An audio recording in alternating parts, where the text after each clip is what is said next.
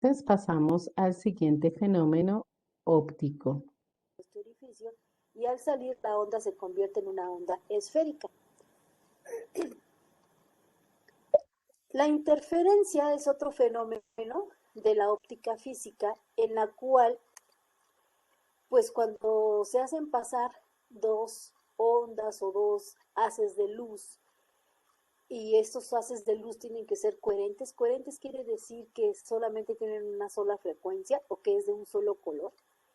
Se superponen entre sí y forman obviamente pues unas interferencias. Esta puede ser constructiva o destructiva. La interferencia constructiva pues me va a dar unas zonas blancas y la interferencia destructiva me va a dar zonas oscuras. Y para que esto suceda, las ondas tienen que pasar a través de dos rendijas.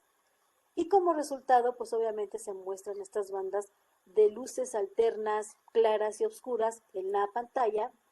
Y este fenómeno de superposición de ondas de luz que da lugar a regiones de mayor amplitud y de mayor o de menor amplitud se conoce como la interferencia. Y esta interferencia es una propiedad relacionada pues con la naturaleza ondulatoria de la luz. Eso quiere decir que nosotros estamos aquí en el estudio de la física clásica cuando sucede la interferencia.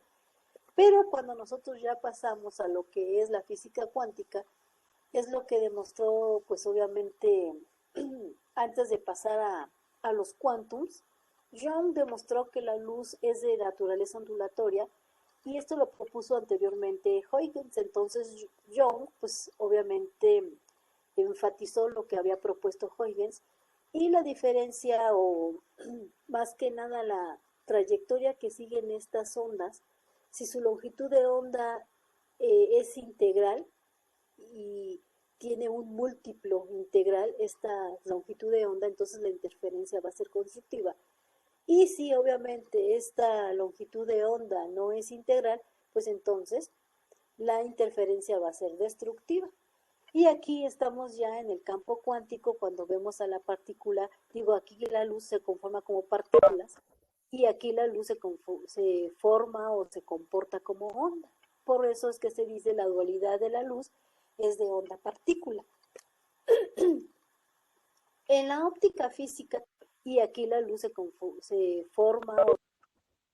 Bueno, continuamos entonces con el fenómeno de interferencia. En el fenómeno de interferencia en la luz, es importante tener presente que primero pasamos por el fenómeno de difracción, el que acabamos de ver. Entonces, fijémonos que aquí tenemos dos aberturas, dos rendijas a través de las cuales van a pasar las ondas de luz. Cuando la rendija pasa, la luz, perdón, la onda de luz pasa por la rendija, entonces empieza a formarme ondas esféricas. Aquí pasa de igual manera. Cuando esas ondas esféricas se encuentran, perdón, es cuando generamos la interferencia. Cuando las ondas esféricas se encuentran, se muestra esa interferencia. Entonces es el choque de una onda con otra onda. Cuando esas ondas se encuentran, me pueden generar dos tipos de interferencia, una constructiva y otra constructiva. Cuando la interferencia es constructiva, cuando tenemos al mismo tiempo las crestas y los valles, coinciden las crestas y los valles en las dos ondas que se encuentran. En ese momento tenemos una interferencia de tipo constructivo. Cuando no se encuentran, fíjense que acá la cresta de una onda está con el valle de la otra, ¿cierto? No coinciden las crestas y los valles, entonces tenemos una interferencia destructiva.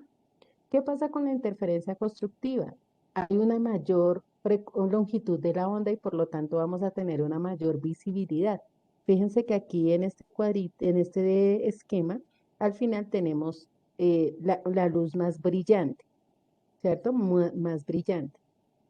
Mientras que cuando hay una interferencia destructiva, se genera una zona de oscuridad, ¿sí? Se genera una zona de oscuridad porque una onda de luz está interfiriendo con la otra onda de manera negativa o de manera destructiva. Entonces, vuelvo y repito, cuando dos frentes de ondas esféricas se encuentran, me van a generar interferencia.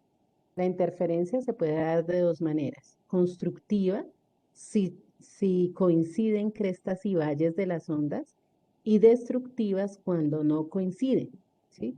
Y en ese caso, una interferencia destructiva me genera oscuridad y una interferencia constructiva me va a generar una onda de luz más brillante. Va a haber un mayor brillo debido a que en este caso se intensifica la intensidad de la onda.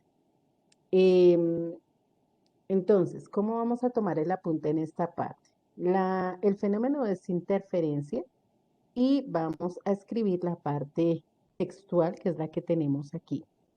En cuanto a la gráfica, solamente va a ir hasta acá. El patrón de interferencia en la curva de distribución de intensidad no lo vamos a dibujar.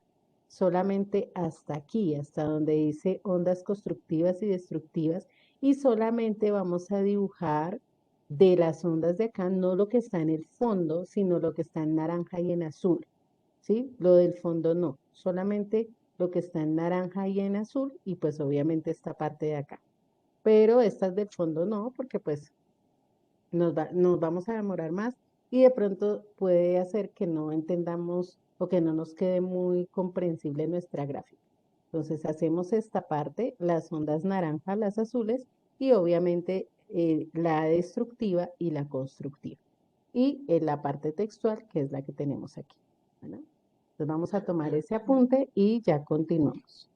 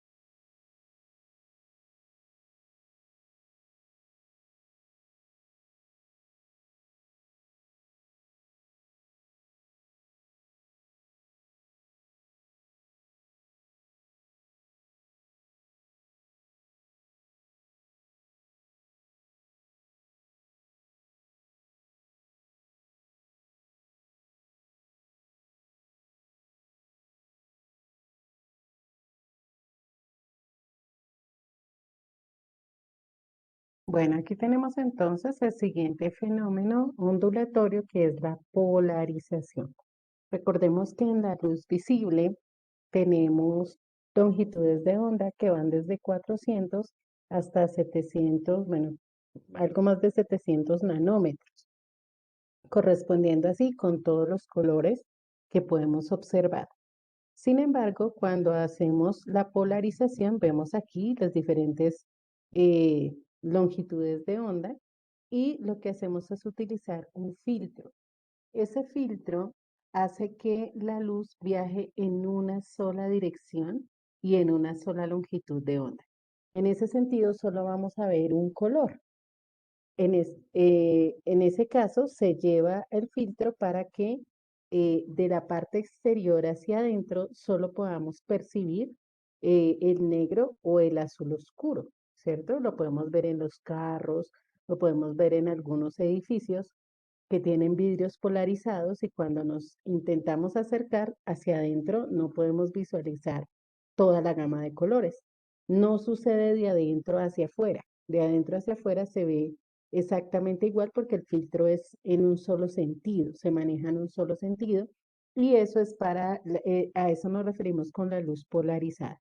Entonces lo que hacemos es lograr que un filtro nos ubique todas las ondas en una sola longitud para ver un solo color, teniendo presente que la luz visible tiene varias longitudes de onda que nos dan la opción de ver los diferentes colores. Mientras que aquí solamente vamos a tener la opción de ver una longitud de onda y un solo color. Eso es polarizar la luz. ¿sí? Ponerla en un plano de tal manera que solo haya una posibilidad de color. Entonces, tomamos el apunte de la polarización y hacemos el esquema correspondiente. Si hay preguntas, me dicen por favor. La cual indica la dirección del campo eléctrico. Un fenómeno o más que nada una aplicación de la polarización son los lentes polarizados los que nos hacen ver pues que tenga una visión más clara de algo que se ve muy brumoso. Esto se ve así porque aquí están todos los rayos o todas las frecuencias provenientes de la luz blanca y aquí ya la luz está polarizada, es decir, solamente nos dejan ver aquellos, solamente dejan pasar aquellos rayos de luz, aquellas frecuencias que hacen que la visión sea nítida. Igual en esta imagen pasa lo mismo, esta no está polarizada y esta imagen sí está polarizada. Ya pasando en la óptica cuántica tenemos el efecto fotoeléctrico y no es otra cosa más que la emisión de electrones por un material al incidir sobre él una radiación electromagnética o luz visible o el ultravioleta y obviamente estos fotones transfieren energía a los electrones y estos se desprenden.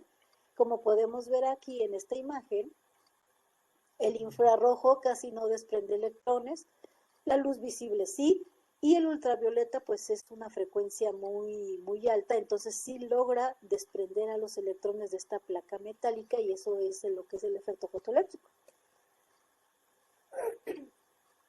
Obviamente, si nosotros queremos estudiar o ver más a fondo el efecto fotoeléctrico a nivel atómico, cuando llega el fotón y llega con una cierta energía, obviamente aquí ya estamos a nivel de la física cuántica, este fotón ya no se comporta como una onda, sino ahora es como una partícula.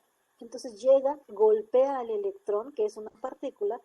Este electrón, al momento de que es golpeado, es arrancado de su órbita del átomo y entonces ya es cuando se produce esta liberación de electrones, generando una corriente eléctrica, ya que la corriente eléctrica no es otra cosa más que electrones sueltos en movimiento. Otra aplicación. Bueno, con respecto al efecto fotoeléctrico, entonces básicamente podemos resumirlo en que la luz choca, ¿cierto? Contra una superficie liberando electrones y al liberar esos electrones, el flujo de electrones que se genera nos produce electricidad. ¿M?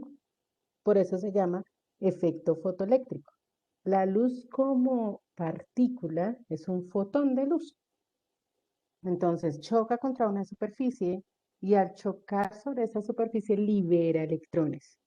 Los electrones cuando fluyen o la electricidad básicamente es un flujo de electrones. Entonces el movimiento de esos electrones va a producir electricidad.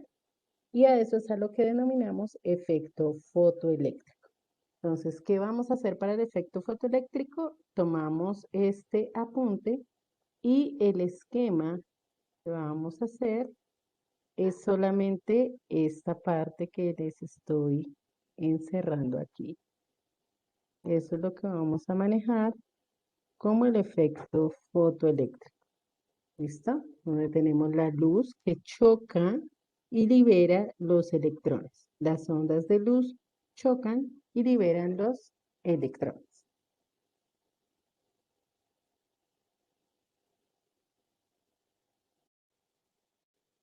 Bueno, chicos, entonces por hoy quedamos hasta aquí. Y en la próxima clase continuamos con los fenómenos ópticos que quedan pendientes. Espero que tengan un excelente fin de semana, que descansen y nos vemos nuevamente el día martes en clase de química. Dios los bendiga. Chao a todos. Chao, profe, que tengas buen día.